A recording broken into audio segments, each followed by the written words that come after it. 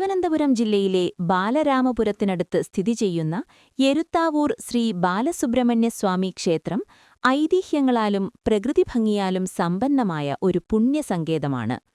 പുരാണപ്രസിദ്ധനായ അഗസ്ത്യമുനി ഒരിക്കൽ പൊതിയൻ മലയിലേക്കുള്ള യാത്രയ്ക്കിടയിൽ ഈ പ്രദേശത്തെത്തിയെന്നും അവിടെയിരുന്ന് തപസ്സനുഷ്ഠിച്ചെന്നുമാണ് വിശ്വാസം.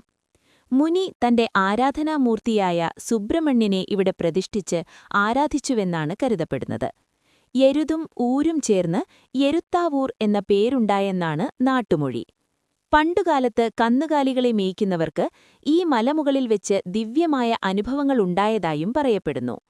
ഈ ക്ഷേത്രം വെറുമൊരു ആരാധനാലയം എന്നതിലുപരി സന്ദർശകർക്ക് സമാധാനം നൽകുന്ന ഒരു ഇടം കൂടിയാണ്. ഒരു ചെറിയ കുന്നിൻമുകളിലാണ് ഈ ക്ഷേത്രം സ്ഥിതി ചെയ്യുന്നത്.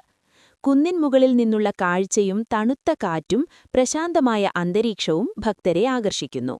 ബാലരൂപത്തിലുള്ള സുബ്രഹ്മണ്യനാണ് പ്രധാന പ്രതിഷ്ഠ. കൂടാതെ ഗണപതി, ശാസ്താവ്, നാഗരാജാവ് തുടങ്ങിയ ഉപദേവതകളുമുണ്ട്. മകരമാസത്തിലെ തൈപ്പൂയമാണ് ഇവിടുത്തെ പ്രധാന ആഘോഷം. ആയിരക്കണക്കിനു ഭക്തർ കാവടിയാട്ടവുമായി ഈ ദിവസം ക്ഷേത്രത്തിലെത്തുന്നു. സാധാരണയായി രാവിലെയും വൈകുന്നേരവും പൂജകൾക്കായി നട തുറക്കാറുണ്ട്. വിശേഷ ദിവസങ്ങളിൽ സമയക്രമത്തിൽ മാറ്റം വരാം.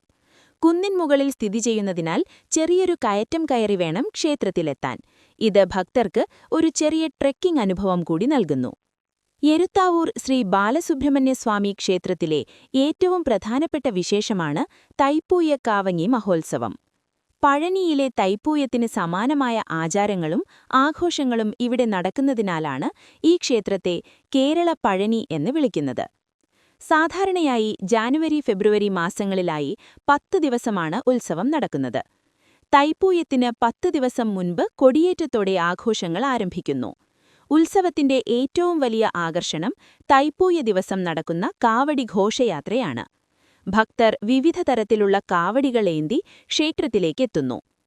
കാവടിയെടുക്കുന്ന ഭക്തർ 41 ദിവസത്തെ കഠിനമായ വ്രതമനുഷ്ഠിക്കാറുണ്ട്. മനോഹരമായി അലങ്കരിച്ച മുരുകന്റെ വിഗ്രഹവും വഹിച്ചുകൊണ്ടുള്ള ഘോഷയാത്ര ഭക്തിനിർഭരമായ അന്തരീക്ഷം സൃഷ്ടിക്കുന്നു.